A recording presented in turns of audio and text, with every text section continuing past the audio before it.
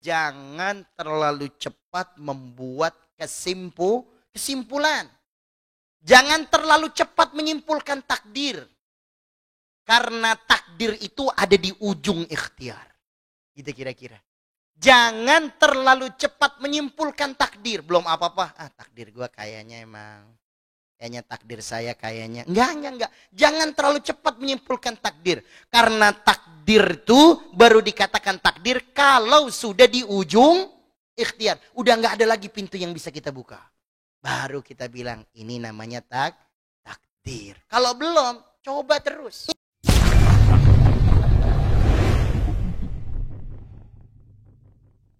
Jangan GR dengan apa-apa yang dijanjikan oleh manusia. Jadi apa-apa yang dijanjikan manusia berubahnya sangat-sangat mungkin sekali. Kalau begitu kita nggak usah terlalu GR, nggak usah terlalu pede kalau dijanjikan oleh manusia. Karena kalau senang orientasinya materi. Tapi kalau tenang orientasinya adalah iman.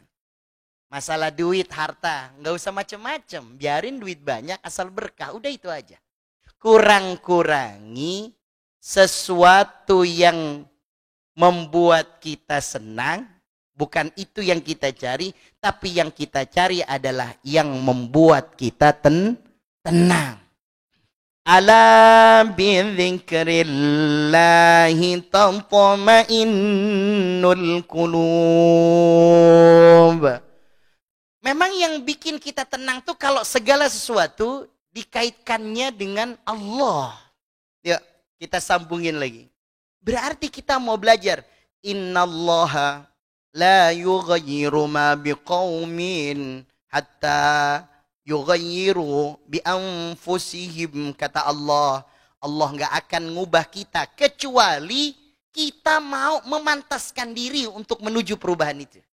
Jadi tugas kita bukan tentang bagaimana mengubah dia, teman kita, tapi bagaimana kita mengubah diri kita sendiri. Ada 3 tangisan yang sangat dirindukan oleh Allah. Pertama, nangisnya orang karena nikmat yang diberikan gak disangka-sangka. Kedua, nangisnya seorang hamba terhadap ujian yang berat, dia gak bisa ngelewati kecuali atas izin Allah. Yang ketiga nih poinnya kita kaitannya dengan ini. Seorang yang menangis karena orang-orang yang terdekatnya tertimpa sama masalah, sama ujian, sama musibah. Tapi kita gak bisa bantu, gak ada kemampuan kita. Kita cuma bisa berdoa kepada Allah. Di dalam doa kita, lalu kita menangis buat saudara kita. Buat kemudian teman kita. Ya Rob, saya gak bisa bantu apa, saya cuma bisa bantu doa nangis. Ini yang dirindukan oleh Allah Jalla wa'ala. Sholatnya cuma 2 rakaat, tapi nangis di hadapan Allah. Ini air mata loh yang dirindukan oleh Allah. Ini. Wa ma qalla wa kafa khairum min kathura wa alha. Yang sedikit istiqomah, mendatangkan, menghadirkan hati kekhusyuan, itu lebih dicintai sama Allah. Makanya hadirkan itu loh. Maka gimana sih Ustaz caranya? 3 hal tadi itu. Aisyah radhiyallahu anha mengatakan, yang bisa bikin netes kita air mata itu pertama, kalau kita ingat sama nikmat yang gak disangka-sangka. Kita ingat, ya Allah, amal kita gak seberapa, alhamdulillah, alhamdulillah. Ada orang lagi zikir nih, duduk di sofa tuh, bisa nangis. Ini nih loh, nangis ini. Kok bisa nangis? Ya Allah Ustaz. Ya Allah Ustaz, boro-boro. Kita dulu bisa beli rumah tapi kita belum bisa beli sofanya. Kita keluarga nggak biasa pakai sofaan. Ya udah ngedelosor aja gitu. Delosor paham gak ini? Ya gitu. Apa sih bahasa Inggrisnya? Nyengser apa ya? Dia bilang. Ya lesehan gitu. Lesehan gitu. Pas giliran ada sofa tuh kayaknya. Karena dulu waktu kemudian kita awal-awal menikah. Baru ngelihat orang-orang yang punya sofa tuh yang rumahnya bagus-bagus. Yang kaya-kaya. Baru kita lihat, ya Allah punya sofa. Sehingga ketika lagi duduk tuh sebegitu bahagianya. Sampai kemudian, ya Allah, Masya Allah ada sofa. Ya Allah, terus dia zikir. Awal-awal kemudian dia baca Astagfirullahaladzim, astagfirullah. Kaki satu diangkat, kaki kiri diangkat. Tangan, mulai kaki yang naik, tangan yang naik, lama-lama ruh yang naik. Ya. Tidur udah, dia bilang. Ustaz. Kedua, kata Aisyah radhiyallahu anha, kita bisa nangis karena ujian yang berat. Kita sadar kita nggak bisa ngelewatin ujian ini. Kita tahu anak kita yang satu mau sekolah SMP, yang satu mau sekolah SMA. Anak kita bilang, ya sekolahnya jangan negeri ya, swasta. Mau yang satu mau sekolahnya mungkin ada yang mau di Cikal, ada yang di Mentari. Masya Allah. Sekolah nak, gak usah mikirin biaya. Biar papa yang mikirin. Allah, ada pak? Belum. Tapi Allah punya kuasa gitu. Nah, proses itu, nangisnya kita, sedihnya kita, gelisahnya kita, dipandang oleh Allah. Ya Allah. Nah, dari proses ini akan ngubah kita nih. Ini pembahasan kita. Kenapa kemudian kita tidak sedang berjuang bagaimana mengubah orang lain, tapi perjuangan ini mengubah diri kita. Dan yang bisa mengubah diri kita tuh bukan kemauan saja, tapi memang adalah keadaan yang memaksa kita. Dan beginilah simak bagaimana kata Nabi Shallallahu Alaihi Wasallam, Innallaha idza ahabba qauman, sesungguhnya Allah kalau cinta kepada hambanya, Allah ikat dia di jalannya.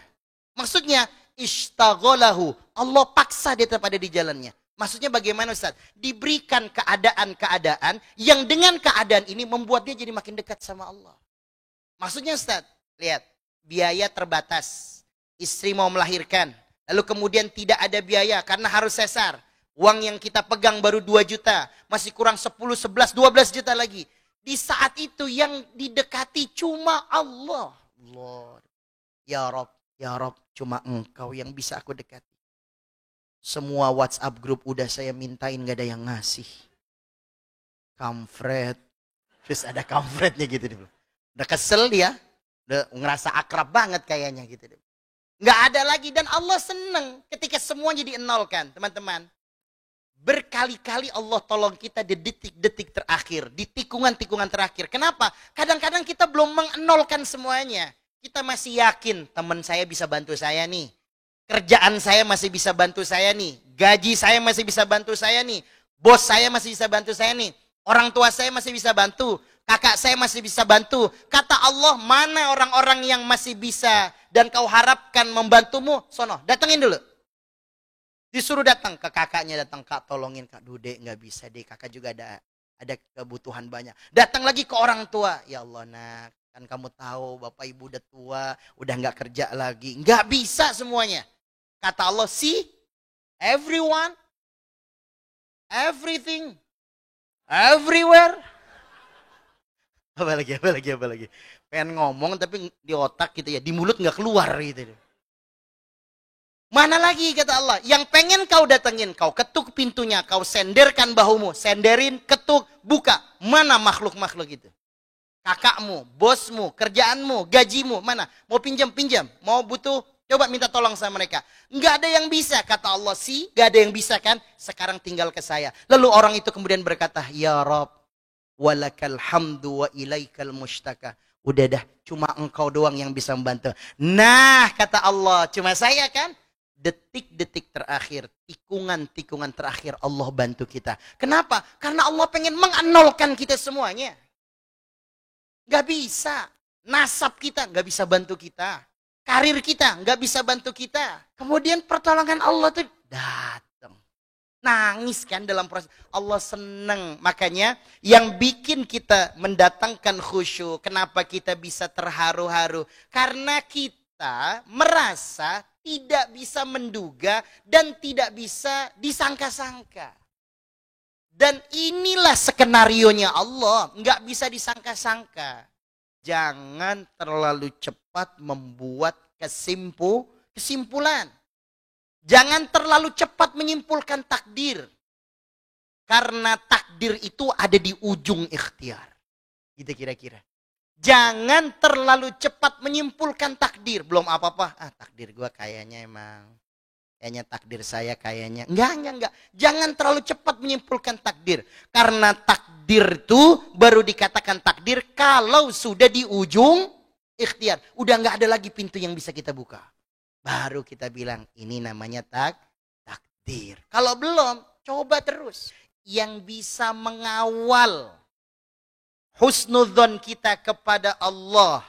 Yang bisa mengawal rasa dekat kita terus kepada Allah. Dari setiap proses-proses ujian, cuma ilmu. Yang bisa mengawal kita nih tetap sabar, mengawal kita tetap ikhtiar, mengawal kita tetap prasangka baik kepada Allah, tetap cuma ilmu. Di dalam proses menunggu takdir, teman terbaik adalah ilmu. Teman terbaik adalah ilmu. Sinilah dari ilmu kita akan mendapatkan sesuatu apa? Segala sesuatu yang tidak bertambah ilmunya, maka akan hilang kenikmatannya. Kalau berhenti nuntut ilmu, sama saja kita menghentikan rasa nikmat di dalam ikhtiar. Assalamualaikum Ustadz. Izin bertanya, menurut Ustadz sendiri, ini pertanyaannya agak filosofis. Jikalau Ustadz andai kata balik ke masa lalu, andai kata, adakah kata-kata yang ingin Ustadz ucapkan ke diri Ustadz di pas muda? Mungkin itu. Iya. Itu aja sih Ustadz. Terima kasih. Tidak perlu ada yang dikatakan apapun terkait dengan masa lalu. The last gone be bygone. Yang lalu sudah berlalu. Ucapan yang saya keluarkan tidak akan mengubah apapun. Tapi saya akan mengucapkan sesuatu untuk masa depan. Saya ingin menjadi lebih baik dari diri saya yang sebelumnya. This is it. Ya, filosofi sekali ya. Filosofi sekali, padahal saya baru ngelihat catatan saya. Jadi nggak ada yang perlu saya sampaikan untuk masa lalu. Sudah. Tanpa ada masa lalu, saya tidak bisa seperti ini.